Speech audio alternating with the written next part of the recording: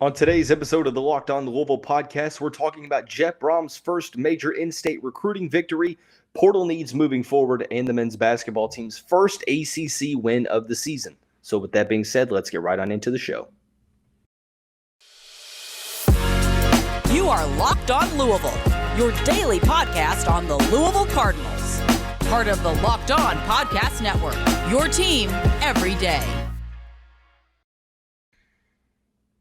Hey, what's going on, everyone? Welcome into another episode of the Locked On Louisville podcast. I'm your host, Dalton Pence. Today's episode brought to you by FanDuel Sportsbook, the official sportsbook of Locked On. Make every moment more. Visit FanDuel.com/Locked On today to get started. As always, I want to say thank you all for making us your first listen of the day. Just a reminder that the show is free on all streaming services 5 days a week, your team every day. Big news this past week, Louisville head coach Jeff Bohm gets his first major in-state recruiting victory on National Signing Day as four-star defensive lineman William Wu Spencer signs with the Cardinals. We'll also talk about what the portal needs moving forward, heading through spring ball. And then finally, the men's basketball team defeated Georgia Tech on Wednesday, claiming the first ACC victory of the season. We'll break it down here in the final segment. Before we get into the content, I want to give a shout out to my guy, Kevin Parrish, once again for the awesome Louisville Love hoodie. Be sure to check out his merchandise on his social media and on his website.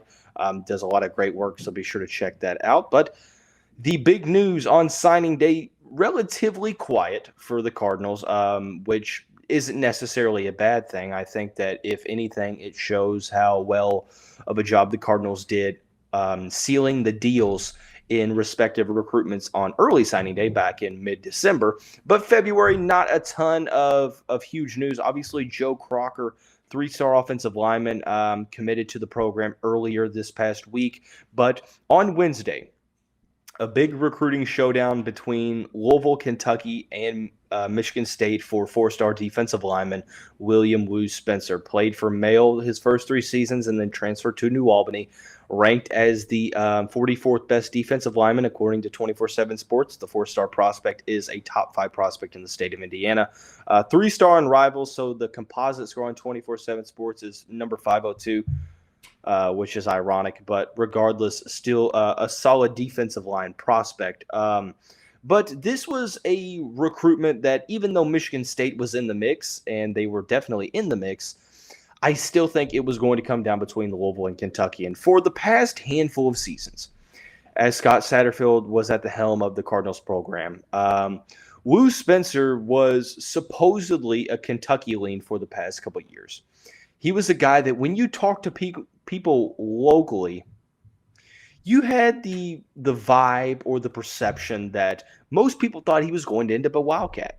Had a handful of crystal ball projections for Kentucky up until seemingly just an hour before his decision on Wednesday evening at the Aspirations Gym. But this is a huge recruiting victory. Now Jeff Bohm steps into the picture and comes into a recruitment late, but seals the deal for the hometown Cardinals. This is a big deal for a couple reasons. Number one, it's Jeff Bohm's first major in-state recruiting battle with the Kentucky Wildcats, and he seals the deal. And it's not necessarily one of those prospects that was leaning Louisville and stayed with Louisville. It was more so like leaning Kentucky and then, being able to convince him to sign with the hometown Cardinals. This is one of those situations to where I think that people could say, well, could Scott Satterfield have gotten back in this recruitment? I really don't think so, or else he would have done it. I think that this is really the work of Jeff Bohm and that coaching staff at Louisville now. So huge deal here. I think this is making it clear that Louisville is doing something right in the NIL realm. They are, obviously recruiting extremely well in that realm, but also being able to keep local talent home. That's been the storyline. That's been the mantra since Brohm took over, the second week of December, was that, hey, look, he's going to keep local guys home. We saw that early on. Micah Carter from St. X flips from Purdue to Louisville.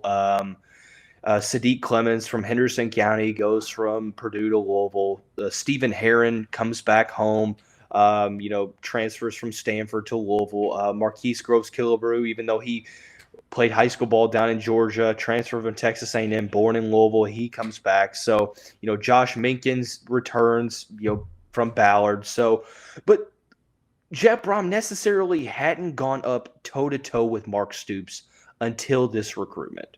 And maybe he has in other recruitments to where obviously Louisville and Kentucky are probably in the mix for a handful of top prospects. But in terms of a Louisville versus Kentucky battle, this was the first installment of a series of battles that we're going to see for years to come.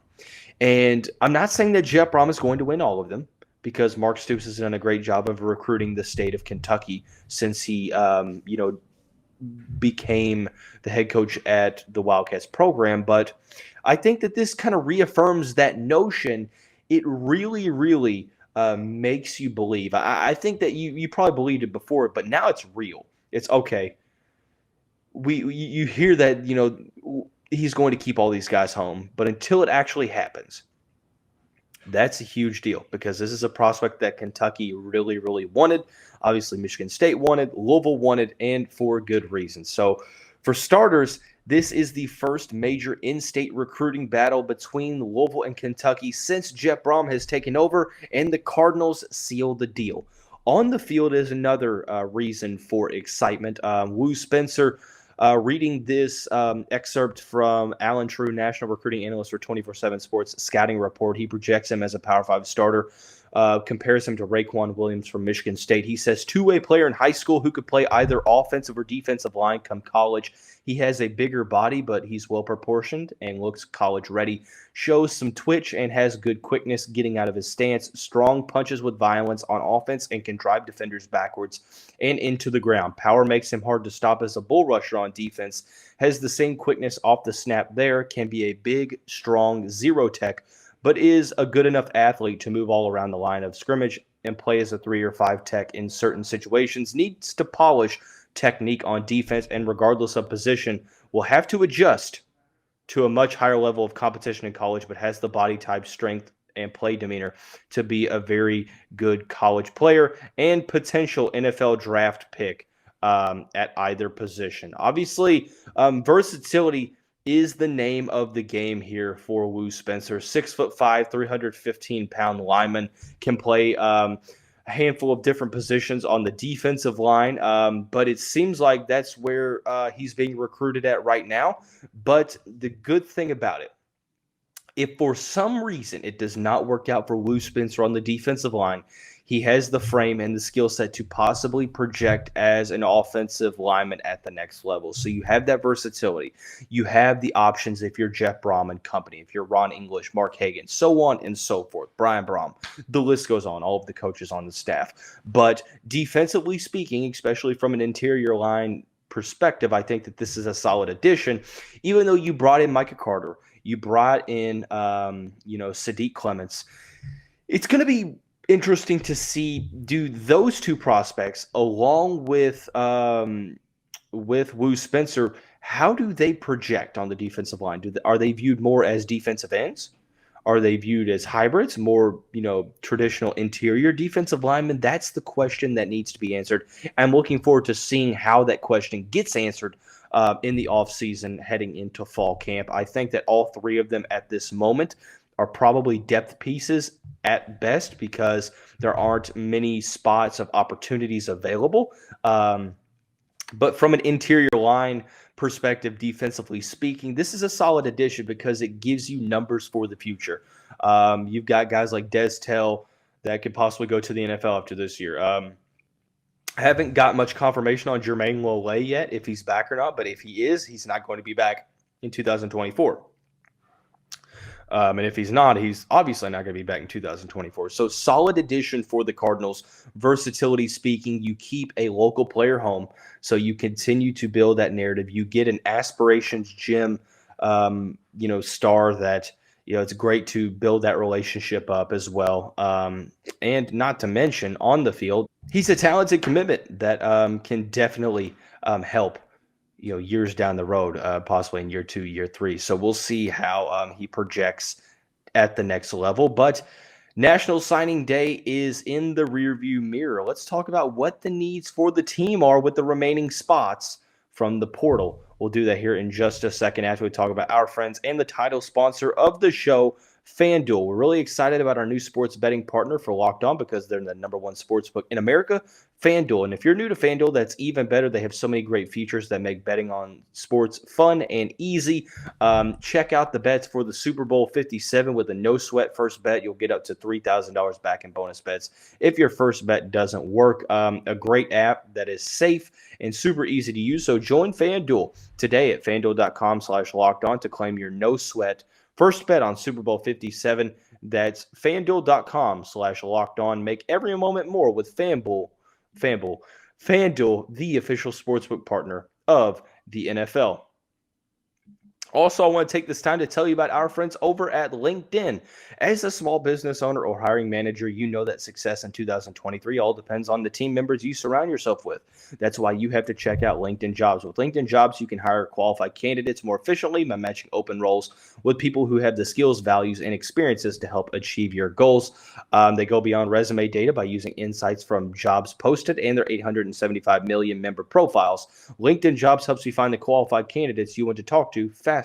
Post your job for free at linkedin.com/lockedoncollege. That's linkedin.com/lockedoncollege to post your job for free. Terms and conditions apply. Hey, Cardinal fans, thanks again for making Locked On Louisville your first listen every day. Make sure you check out our brand new podcast, Locked On College Basketball. Everything you need to know about college basketball all in one place. Plus, hear from big-name experts, insiders, coaches, and players. Locked On College Basketball, available on YouTube and wherever you get your podcasts. All right, so heading into the second segment of the show, obviously the Cardinals have done a great job of, filling the needs in the portal, filling the needs with the remaining spots of Flyville 23, so on and so forth. But according to Jeff Bohm's press conference on National Signing Day, the Cardinals still aren't done. They have scholarships to use. I've seen this number 7 floated around. I'm not sure who that's from. It seems like some people have said that it's from Jody Demling over at Cardinal Authority. So if that's who it's from, shout out to Jody on the number. And that's a very, very reliable source to get that number from. But 7 scholarship spots available for Louisville would be a huge number because it allows you to continue to address depth. It allows you to continue to possibly add starting level players into the mix. But what are the biggest needs moving forward? Obviously, Louisville has addressed a lot of those. We talked about, even though Braden Smith had transferred out of the wide receiver room, not much else is needed outside of maybe using. At the end of the day, it's a situation to where you don't have a lot of playing time and meaningful snaps to be able to, or meaningful snaps to go around. I guess I should say, clarify that. But there's a couple, spots that Louisville may look to go after. I think number 1 is linebacker. Especially losing Monty Montgomery makes this a key position of need. Even with Monty Montgomery in the mix at Louisville, I still think that you need a starting level linebacker to go next to him. But now you definitely need 1, possibly 2. Because if you look at the room right now, you lost Dorian Jones to Cincinnati. You lost Momo Sanogo to graduation in the NFL. You lost Monty Montgomery to Mississippi. Now you are relying on guys like Jalen Alderman, TJ Quinn, Jackson Hamilton, KJ Cloyd, guys that have been rotational players in years past, special teams guys, to rise into that mold. And I'm not saying that one or two of them can't, but I'm saying that that's asking a lot from guys that have been rotational pieces to slide in and be high-level Power 5 linebackers as starters.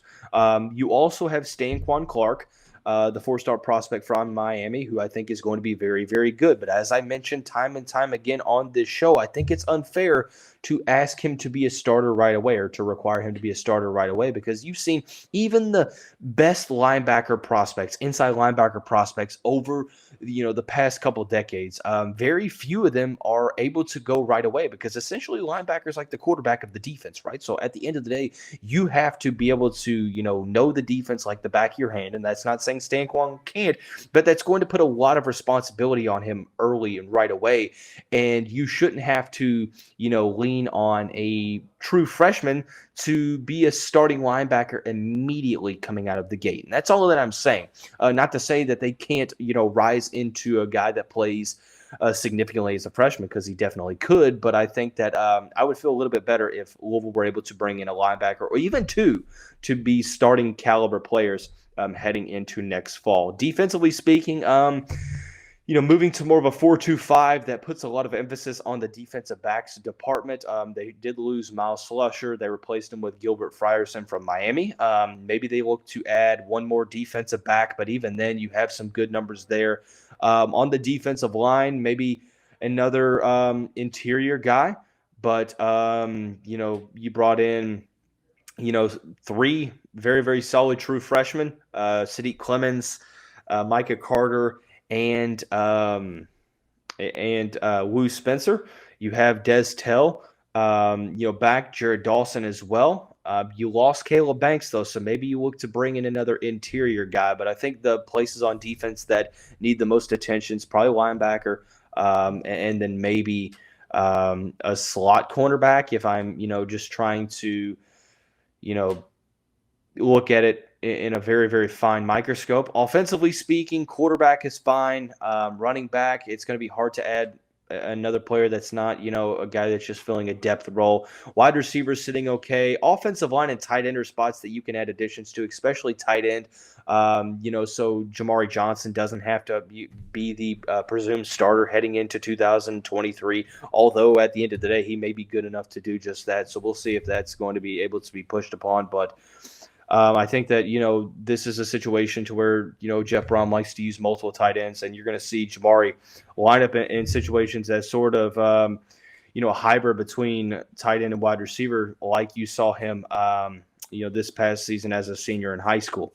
So Jamari Johnson, a possible starter, but also I think it would be beneficial to bring in a grad transfer at the position, just so you have depth at the very least, a guy that Jamari can learn under, so on and so forth. Also at the offensive line position, I said that there's some spots that are open. You're going to have open competition. We have Michael Gonzalez, that's probably going to be the favorite to be the left tackle next season. Brian Hudson at center. And then outside of that, you're looking at 3 spots that aren't claimed as of right now: left guard, and right tackle. It's assumed that John Paul Flores, the Virginia transfer, is going to be one of those players that slides into one of the starting guard positions. But, at this point, right tackle is a spot that, Renato Brown will probably be the presumed starter. Left guard or right guard, whichever spot that Flores doesn't take. Maybe Austin Collins is a guy that slides into the guard position there. Outside of that, you have probably more depth at tackle with, the redshirt freshman coming back, Joe Crocker, Luke Burgess, the true freshman coming in, Madden Sanker, highly rated guard prospect out of Georgia. So is this going to be a situation where we see Madden Sanker into a starting position? I'm not necessarily so sure about that. But at the end of the day, tight end and offensive line are probably the 2 areas of need offensively. Defensively, I think linebacker is, priority number 1, regardless, because I think that that's going to be a key position of need. Although there's a lot of emphasis put on defensive backs, you still, with only 2 linebackers playing, there's going to be a lot of emphasis on those guys as well. So, obviously 7 spots, 7 scholarships. If that is the number, that is a huge, huge benefit for the Cardinals, that they can add depth, that they can add some starting caliber players. So At this time, we're going to take a little bit of a step back, transition over into men's basketball. The Cardinals picked up their first ACC victory of the season. We'll talk about that here in just a second after we talk about our friends over at Built Bar. If you're looking for a delicious treat but don't want to wait or don't want all of the fat and calories, then you have to try a Built Bar. We just got through the holidays, and I know my goal has been to eat a little healthier this year. If you're like me, where you want to eat healthier but don't want to compromise taste, then, man, I've got the thing for you. You've got to try Built. With Built, healthy is actually tasty. You get all of the healthy components of a protein bar, but with the 100% real chocolate aspect of it, it tastes just like a candy bar. There is a huge variety of different amounts of flavors. You don't need to wait around to get a box. For years, we've been talking about ordering your Built bars at Built.com. Now you can get them at your local Walmart or Sam's Club. So be sure to check that out at Built.com. All right, heading into the final segment of the show, men's basketball. The Cardinals won 68-58 on Wednesday evening, snapping a 10-game losing skid and recording the first conference victory of the season. The Louisville Cardinals, a team that no matter how bad they've been over the past couple of years, they've pretty much had Georgia Tech's number, and that was the case on Wednesday evening. Josh Pastner and the Yellow Jackets coming into the Yum Center. Louisville opens up, playing pretty well. They go up by 5 at the halftime intermission and are able to hold off, Georgia Tech in that second half, any type of run that the Yellow Jackets were trying to make, and Louisville was able to come out on top by 10. It is the biggest win of the new year. Obviously, the only win of the new year. I was going to say it was the biggest win of the year, but Western Kentucky was an 11-point victory, so please disregard that. But nonetheless, it's nice to see this team get back in the win column. I know a lot of people right now are apathetic. They've kind of checked out on the team, and I get it. It's been a very, very stressful season, but my heart goes out to these players. It was nice to see them smiling and excited, both on the court and on the sideline, because at the end of the day, these are people too.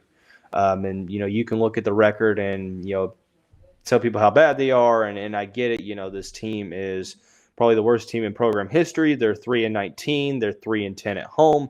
But at the end of the day, this isn't necessarily easy on the players either. So it's nice to see the team get back in the win column.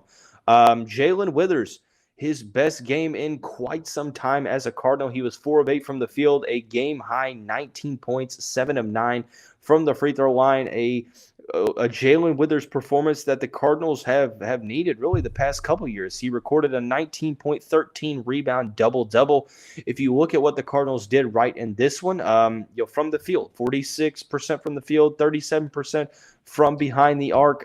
That's going to be a solid recipe for success, especially when you're holding the opponent's team to under 30% from both the field and from the three-point line. Georgia Tech only 29.5% from the three-point line. They had 2 players in double figures, and both of those players attempted 16 shots to go with a combined 31 points. So they had, 30.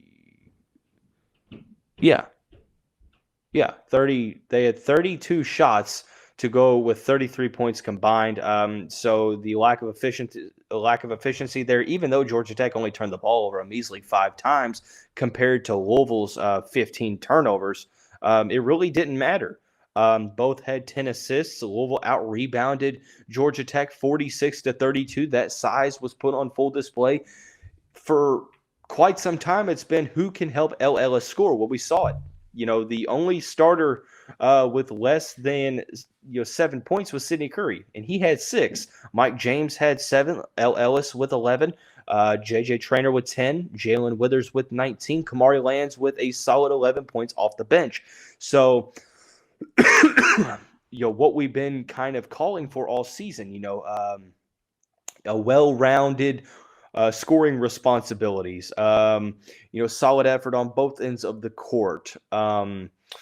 Overall, just being better rebounding the basketball. And there's no doubt that, rebounding and, not just LL scoring are the two main keys to victory and why Louisville was able to get their first conference win. Now, let's call a spade a spade. Georgia Tech, Josh Pastner could very well be gone after this season. He's 8-14 on the season, 1-6 away.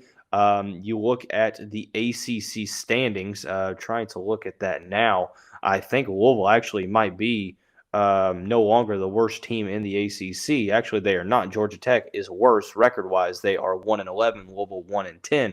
So they handle business. They did what they needed to do. I don't put a lot of stock into this victory for the Cardinals because at the end of the day, it was against the worst team on the conference slate. They will have another game against Georgia Tech coming up here later in the season on February 25th,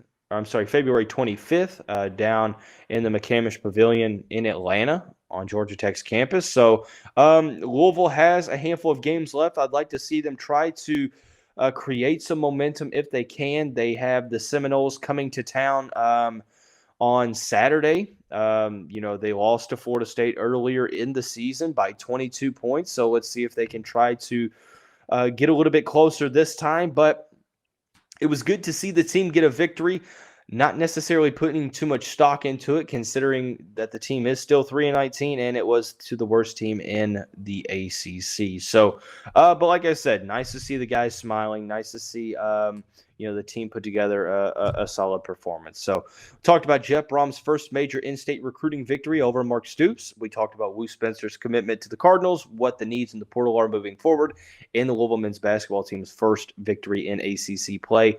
That's going to wrap up this episode of the show. Obviously, like I mentioned, programming schedule all out of sync right now with my travel schedule, but I'm going to try to get the normal 19 episodes. So, just be patient with me, and I will do my best to get those out in a timely manner. But thanks again. We'll see you right back here very soon.